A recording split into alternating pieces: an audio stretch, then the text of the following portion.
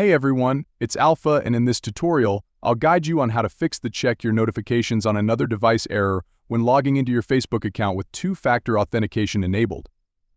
Let's get started understanding the issue. When you encounter this error, you're given two options: wait for approval or try another way. If you choose try another way, you'll need to confirm your identity using a different method.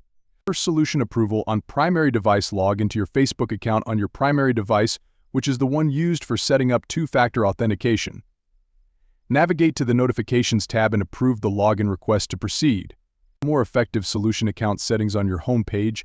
Click on the profile icon at the top right corner, then scroll down to Settings Privacy and select Settings. From there, go to See More in Account Center, then navigate to Password Security and select two-factor authentication. Choose login method. Select the method you used for setting up two-factor authentication, such as text message. Here you have two options: turn off text message authentication, not recommended due to potential login issues, or change your phone number. Changing phone number: opt to change your phone number and enter the new one. Follow the prompts to receive a confirmation code on the new phone number, which you'll use for logging in on the secondary device.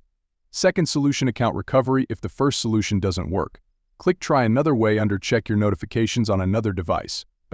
Then select Go to Account Recovery and follow the prompts to submit a photo ID for verification.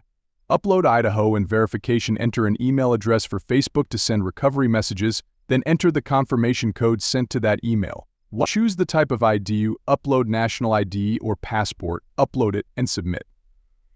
Await Facebook review. Facebook will review your submission and send instructions via email on how to log back into your account once the review is complete. Stay updated. If you encounter issues receiving verification emails, subscribe and turn on notifications for upcoming tutorials on how to fix them. Thanks for watching. I hope this guide was helpful, and I'll see you in the next video.